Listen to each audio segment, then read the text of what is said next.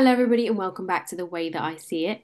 In this episode, I want to talk to you about where to start when you don't know where to start. So sometimes we absolutely know we need to start something again. Maybe we need to reset. And I talked about that in the last episode. So if you haven't checked that out already, make sure to do so on Spotify and over on iTunes or Apple Music.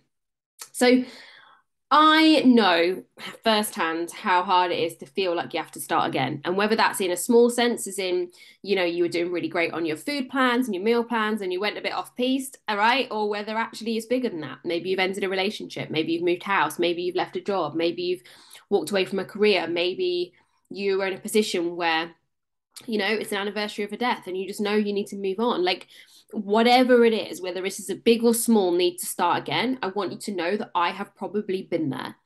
And so have many of the other people that you probably listen to, content you consume and watch.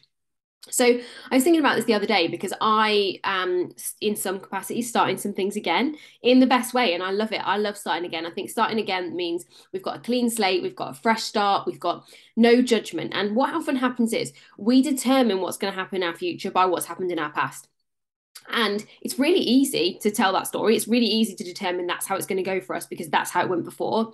But one of the biggest things and one of the biggest lessons that I learned about myself is that whilst I tell a story that my past dictates my future, whether that's positive or negative, I limit what's possible for my future. Now, the reality is we are all completely limitless. There are people who have run, I think about Usain Bolt, right? He trained his whole career for 9 seconds as a great example. People like that who have created and done amazing things. And there are people who live a relatively samey, monotonous life on a day-to-day basis. Now, that is a choice, but it's a choice based on whether or not they choose to let their past dictate their future. So I've achieved some great successes in my past that I can absolutely see as evidence of my future, and they can be reassuring. But what I don't want them to do is determine that that is also the ceiling to my success. And so, what you probably are doing, if right now you feel the need to start again, is that you're probably in a position where you feel like your past is determining your future. And I can 1,000,000% guarantee you that it doesn't. It does not determine what happens next. It does not determine who you become, what's possible for you, where life gets to go, right? It doesn't. The only thing that determines that is your decision, is your decision to be all in, is your decision to be committed, is your decision to be passionate, and your decision to know that you can do it. Like, and there's a great book, and I talk about this book all the time. It's called The Miracle Equation by Hal Elrod. And, the miracle equation is simply have unwavering faith about the thing that you decide what you want, have unwavering faith, which means you don't dilly dally, you don't go in and out, you don't decide one day you want it and one day you don't. Like, unwavering faith that's going to happen for you, plus the extraordinary effort to do what it's going to take. Now, that does not mean burn yourself to the ground. Extraordinary effort means do the thing that an ordinary person or the old version of you wouldn't do. And when you do those three things, anything is possible. But sometimes when we come to this place where we want to start again, where we want a fresh start, what happens is we limit ourselves so much by what has happened for us before.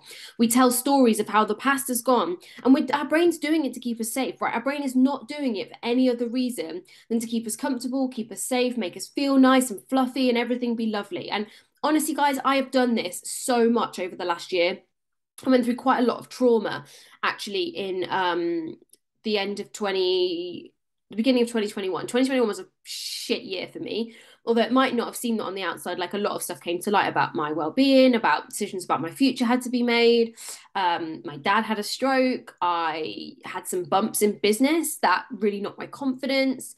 And you know what? I could decide in 2022, and I probably did for the first few months of this year, that that's how my future's going to go because that's how that year went. Do you know what I mean? And but the reality is that if you keep seeing life through the lens of the past, you will keep getting more of the past. If you want to change the future, you've got to see it through a new lens. You're going to have to put yourself out on a ledge. And that's not going to come from being fluffy and comfortable and life being easy every single day, right? It's just not. Because stretching yourself comes from first stretching your mindset and stretching your belief system. And that really starts with the willingness to see life as a clean slate, not just every single day, but every single minute. Just because 5 minutes ago I thought I was useless doesn't mean the next 5 minutes I need to think I'm useless, right?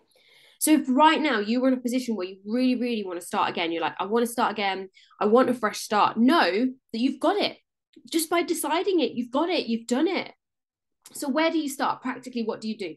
Number one, decide what you want. Not what you don't want, not what you want because you're afraid if you don't have it, you'll regret it, because that's definitely been me. I've definitely made decisions out of, well, I'm going to do it just because I think I'll regret it if I don't, rather than I actually want it. So number one, are you making heart-led, desire-based decisions? What do you actually want? If you don't know what you want, go start with what you don't want and go, I don't want that, I don't want that, which means I want that. It's got to come from a place of desire. So number one, you got to know what you want. Number two, you got to know why you want it. You can't just, like, you can want something because you want it, right? But really, you've got to ask yourself, why does it matter to me? What does it mean to me? How will it change my life if it happens? What will it mean to this person or that person or whoever matters to you? So that's number two. Number three, do I believe I can have it, do it, be it, become it, have it, whatever it is, right? The answer is no, great, get to work on why not. If the answer is yes, great, get to work on absolutely solidifying those beliefs, getting them into affirmations, getting them into your daily morning and situation routine. I'll do the next kind of podcast is going to be about my morning ritual and my evening ritual. So hopefully that will help any of you that don't have those nailed. And then really, you've got to just trust, you've got to take action and trust the process. You know, I've done so many podcasts on manifesting, and really where manifesting comes in with achieving goals, it's the same thing. It's just manifesting is the spiritual side of the work, and the goal, and then there's the practical side of the work, which is setting the goal and taking the action. And the two things come together to create your result. Like, they are both needed, the emotional and the practical, the spiritual and the practical, they are both needed to achieve anything. So if right now you want to start again, if you're like, I need to start again, I need a clean slate, then number one, you've got it. I give you permission. You are fully have permission to start again. Stop waiting to be given permission from anyone outside yourself. Know that you have the permission to give it to yourself right in this minute, right? Not next week, not on Monday, not freaking starts Monday or starts in 2023, right now, to have a blank canvas to start again. And when you start again, get really clear on what you want from a heart-led desire, be really clear on why you want it, get clear on whether or not you believe you can have it and whether work needs to be done on that belief. But that work on your belief can be done while you take practical action. Step 4 is about taking practical action. And I guarantee there is probably one thing that if you did it would make a magical difference to the result that you're looking for. One thing. So what is the one thing? There's a great book called The One Thing, right? And then 5, trust the process. Trust that it's going to happen over time. We don't plant seeds in the ground and then expect there to be a cornfield tomorrow, right? So the same thing applies. You have to sow the seeds, water the seeds, and trust the process. So if right now a fresh start is what you are looking for, know that you have 14 weeks at the time of recording this to the end of the year. Most people underestimate what they can achieve in 12 weeks. There are 14 weeks. You've got a 2-week buffer there. Most people massively underestimate what they can achieve in 12 weeks, but overestimate what they can achieve in a year. And likely the reason that you want a fresh start right now is the first 9 months of this year hasn't exactly gone your way. So here is my advice to you. Decide that today is the first day of the rest of your life, and you are going to make that the best of your life.